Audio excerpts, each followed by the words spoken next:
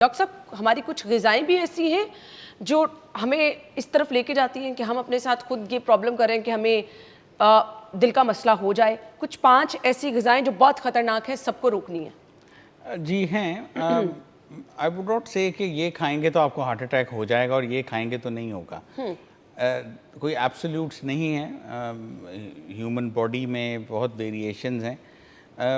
लेकिन जनरली जो fatty foods हैं वो जो हैं they have been implicated as a cause of the heart attack. Fatty foods में क्या क्या आ जाता है, उसमें आपकी तले हुए जितनी चीज़ें हैं तली हुई, आपके कबाब, तले हुए शामी कबाब और चपली कबाब से लेके आपके फ्राइड चिकन तक जो सब बड़े शौक से खाते हैं, तली हुई चीज़ें वो। फिर आपकी बेकरी प्रोडक्ट्स, जिसमें कि क्रीम प्रोडक्ट्स बेकरी की आती हैं, जो ब्रेड है या केक रस्क है या इस तरह की चीज़ें, वो नहीं। लेकिन जो बेकरी प्रोडक्ट्स जिसमें कि केक्स, पैटीज़, पेस्ट्रीज़, वो बहुत ज़्यादा इम्प्लिकेट होती हैं हार्ट डिज़ीज़ में। इसी तरह होटल के खाने, अब होटल के जो अब जाएंगे वो यूजुअली उनका फ़ैट कंटेंट, ऑयल कंटेंट बहुत ज़्यादा होता है।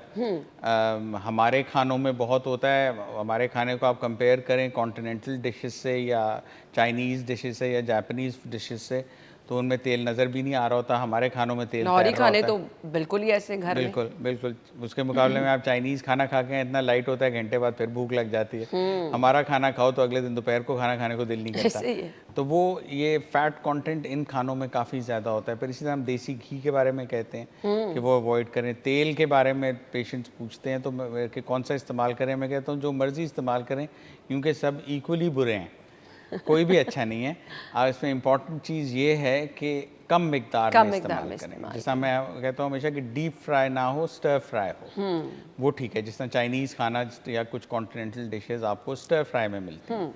सो ये चीज़ें वो हैं जो कि हार्ट अटैक को कॉज करती हैं। इन देर वेल नोन। ज़रूरी नहीं है कि हर केस में करें, लेकिन मोस्टली केसेस में करती हैं।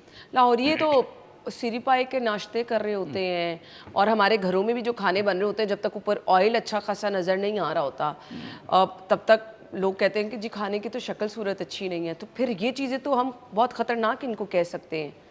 जी, बिल्कुल। आई मीन अनफॉर्चुनेटली कोई भी फूड प्रोडक्ट जो कि मज़ेदार होती है और लज़ीज़ होती है, जिसको खाने को दिल करता है, वो उसमें फ़ैट होती है।